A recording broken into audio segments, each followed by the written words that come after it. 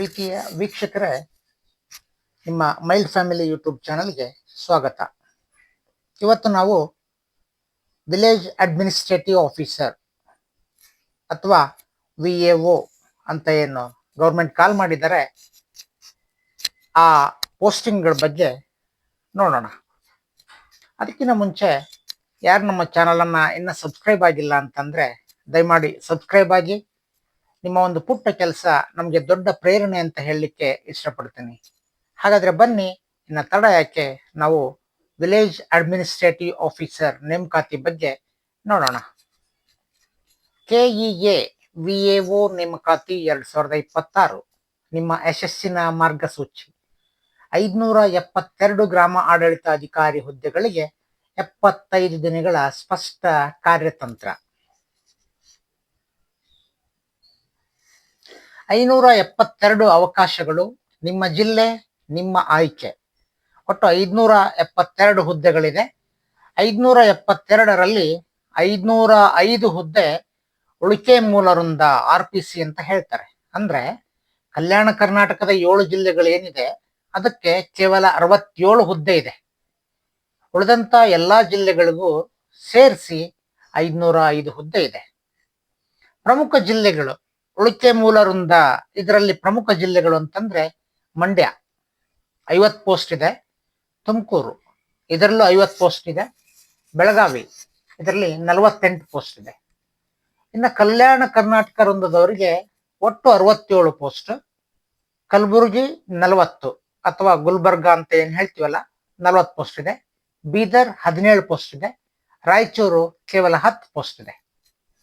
ಇಲ್ಲಿ ಒಂದು ಎಚ್ಚರಿಕೆ ಇದೆ, ಏನಂದ್ರೆ ಅಭ್ಯರ್ಥಿಗಳು ಕೇವಲ ಒಂದು ಜಿಲ್ಲೆಗೆ ಮಾತ್ರ ಅರ್ಜಿ ಸಲ್ಲಿಸಲು ಅವಕಾಶವಿದೆ. ಕೇವಲ ಒಂದು ಜಿಲ್ಲೆಗೆ ಮಾತ್ರ ಅರ್ಜಿ ಹಾಕಬೇಕು. 2-3 ಜಿಲ್ಲೆಗೆ ಹಾಕಿದ್ರೆ ಅದು ಇನ್ವ್ಯಾಲಿಡ್ ಆಗುತ್ತೆ. ಗ್ರಾಮ ಆಡಳಿತ ಅಧಿಕಾರಿ ಅಥವಾ VAO ಹುದ್ದೆಯ ಜವಾಬ್ದಾರಿಗಳು: ಕಂದಾಯ ದಾಖಲೆಗಳ ನಿರ್ವಹಣೆ, ಪಹಣಿ ಮತ್ತು RTC ನಿರ್ವಹಣೆ, ಸಮುದಾಯ ಸಂಪರ್ಕ, ಸರ್ಕಾರ ಮತ್ತು ಸಾರ್ವಜನಿಕರ ನಡುವಿನ ಕೊಂಡಿ, ಯೋಜನೆಗಳ ಅನುಷ್ಠಾನ, ಸರ್ಕಾರಿ ಯೋಜನೆಗಳನ್ನ ತಳಮಟ್ಟಕ್ಕೆ ತಲುಪಿಸ್ತಕ್ಕಂಥ ಕೆಲಸವನ್ನ ಗ್ರಾಮ ಆಡಳಿತ ಅಧಿಕಾರಿಗಳು village accountant officer, village administrative officer ಮಾಡ್ತಾರೆ. ನಿಮ್ಗೆಲ್ಲ ಗೊತ್ತಿದೆ, ಕೆಲವು ಕಡೆ ಈ ಪೋಸ್ಟ್ ಅನ್ನ ತಲಾಟಿ ಅಂತಾರೆ, ಇನ್ನು ಕೆಲವು ಕಡೆ ಗ್ರಾಮ ಲೆಕ್ಕಾಧಿಕಾರಿ ಅಂತಾರೆ. ಈ ರೀತಿಯಾಗಿ ಈ ಪೋಸ್ಟ್ ಅನ್ನ ಕರೀತಾರೆ.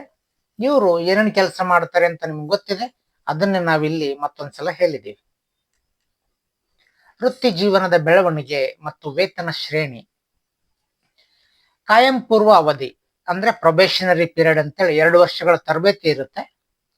ಗ್ರಾಮ ಆಡಳಿತ ಅಧಿಕಾರಿ ಮೂಲ ವೇತನ 34,100 ರೂಪಾಯಿಯಿಂದ 67,600 ರೂಪಾಯಿ ಮತ್ತೆ NPS ಸೌಲಭ್ಯ ಇರುತ್ತೆ. ಇನ್ನು ಬಡ್ತಿ ಕೊಟ್ರೆ ಯಾವ ಪೋಸ್ಟಿಗೆ ಕೊಡ್ತಾರೆ? ಕಂದಾಯ ನಿರೀಕ್ಷಕರು, ರೆವಿನ್ಯೂ ಇನ್ಸ್ಪೆಕ್ಟರ್, ಅದು 65,000ದಿಂದ ಸ್ಟಾರ್ಟ್ ಆಗುತ್ತೆ ವೇತನ ಶ್ರೇಣಿ. ಇಲ್ಲಿ ಬಡ್ತಿ ಬೇಗ ಆಗ್ತದೆ ಅಂತಕ್ಕಂಥದ್ದು ಗಮನಾರ್ಹ ಸಂಗತಿ. ನಿಮ್ಮ ಗುರಿಯೆಡೆಗಿನ ಪ್ರಮುಖ ಘಟ್ಟಗಳು: ಏನೇನು ಪ್ರಮುಖ ಹಂತ ಇದೆ? ಏನ್ ಗುರಿ ನಿಮ್ದು? ವಿಲೇಜ್ ಅಡ್ಮಿನಿಸ್ಟ್ರೇಟಿವ್ ಆಫೀಸರ್ ಆಗ್ಬೇಕು ಅಂತ. ಅದಕ್ಕೆ ಏನೇನು ಒಂದು ಹಂತಗಳಿದೆ?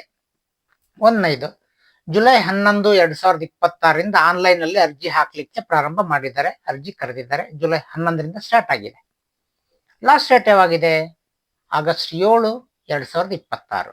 ಅಂದ್ರೆ ಇವತ್ತಾಗ್ಲೇ 4/3 ಆದ್ರೆ 4, 5, 6, 7 ಇನ್ನು 4 ದಿವಸ ಟೈಮ್ ಇದೆ ಅರ್ಜಿ ಹಾಕೋದಕ್ಕೆ.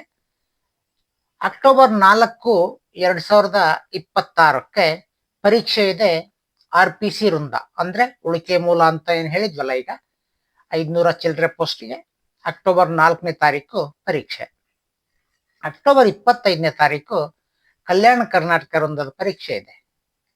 ಈ ರೀತಿಯಾಗಿ ಇವೆಲ್ಲ ನಿಮ್ಮ ಗುರಿಯೊಡೆಗೆ ನೀವು ಸಾಗಬೇಕಾದ್ರೆ ಪ್ರಮುಖ ಹಂತಗಳು ಅಂತ ಹೇಳ್ಬೋದು.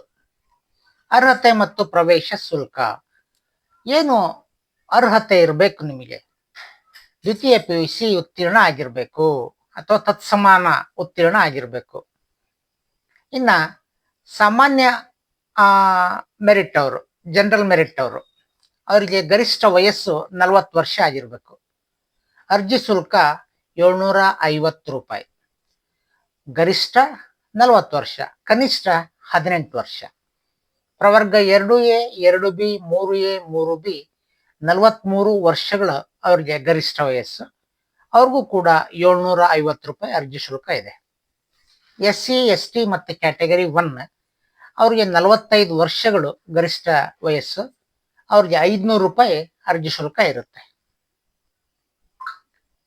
ಆಯ್ಕೆ ಪ್ರಕ್ರಿಯೆಯ 3 ಹಂತಗಳು, 3 ಹಂತ ಇರುತ್ತೆ. ಏನೇನು ಆಯ್ಕೆ ಪ್ರಕ್ರಿಯೆ ಇರುತ್ತೆ ಅಂದ್ರೆ, ಕಡ್ಡಾಯ ಕನ್ನಡ ಭಾಷಾ ಪರೀಕ್ಷೆ ಇರುತ್ತೆ.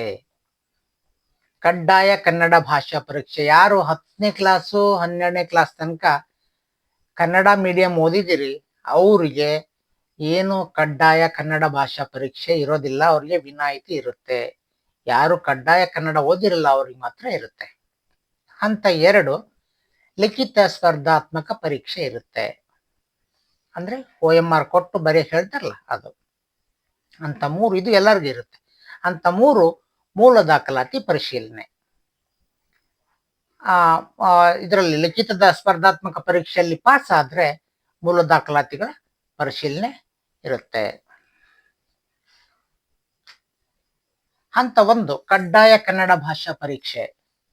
ಒಟ್ಟು 150 ಅಂಕಕ್ಕೆ ಈ ಪರೀಕ್ಷೆ ಮಾಡ್ತಾರೆ. ಪಾಸ್ ಆಗ್ಲಿಕ್ಕೆ ಕನಿಷ್ಠ 50 ಅಂಕಗಳು ಬಂದ್ರೆ ಸಾಕು. ಇದು ಬಹಳ ತೀರಾ ಕಷ್ಟದ್ದಿರಲ್ಲ. 10ನೇ ತರಗತಿ ಲೆವೆಲ್ಗೆ ಇರುತ್ತೆ. 10ನೇ ತರಗತಿ ಮಟ್ಟದ ವ್ಯಾಕರಣ ಪರೀಕ್ಷೆ ಮಾಡ್ತಾರೆ. ಅಂಕಗಳು ಅಂತಿಮ ಮೆರಿಟ್ ಪಟ್ಟಿಗೆ ಸೇರ್ಪಡೆ ಆಗುವುದಿಲ್ಲ.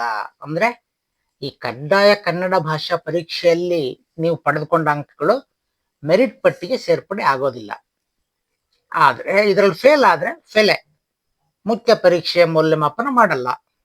ಫೇಲ್ ಆದ್ರೆ, ಪಾಸ್ ಆದ್ರೆ ಮಾತ್ರ ಮುಂದಿನ ಹಂತ.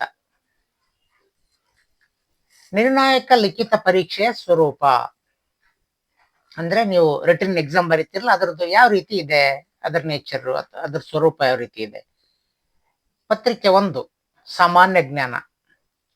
ಇದು 100 ಪ್ರಶ್ನೆ ಇರ್ತದೆ, 100 ಅಂಕ ಇರ್ತದೆ, 2 ಗಂಟೆ ಟೈಮ್ ಕೊಡ್ತಾರೆ. ಪತ್ರಿಕೆ 2 ಭಾಷೆ ಮತ್ತು ಕೌಶಲ್ಯ. 100 ಪ್ರಶ್ನೆ, 100 ಅಂಕ, 2 ಗಂಟೆ ಟೈಮ್. ಇಲ್ಲಿ ಋಣಾತ್ಮಕ ಅಂಕ ಇರ್ತದೆ. ಅಂದ್ರೆ ಒಂದು ಉತ್ತರ ತಪ್ಪು ನೀವು ಕೊಟ್ರೆ ಅದಕ್ಕೆ 0.25 ಅಂಕ ಕಡಿತ ಆಗುತ್ತೆ. ಅಂದ್ರೆ ಕಾಲ್ ಮಾರ್ಕ್ಸ್ ಕಟ್ ಮಾಡ್ತಾರೆ. ಪತ್ರಿಕೆ 1 ಏನ್ ಸಿಲೆಬಸ್ ಇದೆ, ಸಾಮಾನ್ಯ ಜ್ಞಾನಕ್ಕೆ ಏನೇನು ಓದ್ಬೇಕಪ್ಪ. ಪ್ರಚಲಿತ ಘಟನೆಗಳು, ಸಂವಿಧಾನ ಮತ್ತು ಆಡಳಿತ ಅಂದ್ರೆ ಕಾನ್ಸ್ಟಿಟ್ಯೂಷನ್, ಪ್ರಚಲಿತ ಘಟನೆಗಳು ಕರೆಂಟ್ ಅಫೇರ್ಸ್, ಇತಿಹಾಸ ಮತ್ತು ಭೂಗೋಳ, ಸ್ಪೆಷಲಿ ಕರ್ನಾಟಕದ ಬಗ್ಗೆ ಓದ್ಬೇಕಾಗುತ್ತೆ, ಇತಿಹಾಸ ಮತ್ತು ಭೂಗೋಳ. ಇನ್ನ ಗ್ರಾಮೀಣಾಭಿವೃದ್ಧಿ ಮತ್ತು ಪಂಚಾಯತ್ ರಾಜ್ ಅದ್ರ ಬಗ್ಗೆ ಓದ್ಬೇಕಾಗುತ್ತೆ. ಪತ್ರಿಕೆ 2 ಸಿಲೆಬಸ್ ಏನೇನಿರುತ್ತೆ, ಭಾಷೆ ಮತ್ತು ತಾಂತ್ರಿಕ ಕೌಶಲ್ಯಕ್ಕೆ ಸಾಮಾನ್ಯ ಕನ್ನಡ, ವ್ಯಾಕರಣ, ಶಬ್ದ ಭಂಡಾರ, ಕಾಂಪ್ರಹೆನ್ಷನ್ ಎಲ್ಲ ಇರುತ್ತೆ. ಸಾಮಾನ್ಯ ಇಂಗ್ಲಿಷ್ಗೆ ಏನಿರುತ್ತೆ, ಬೇಸಿಕ್ ಗ್ರಾಮರ್, ಎರರ್ ಸ್ಪಾಟಿಂಗ್ ಇರುತ್ತೆ. ಕಂಪ್ಯೂಟರ್ ಜ್ಞಾನ, ತಾಂತ್ರಿಕ ಅರಿವು ಇರಬೇಕಾಗ್ತದೆ. ಅದೆಷ್ಟು ಪತ್ರಿಕೆ 2 ಬಗ್ಗೆ.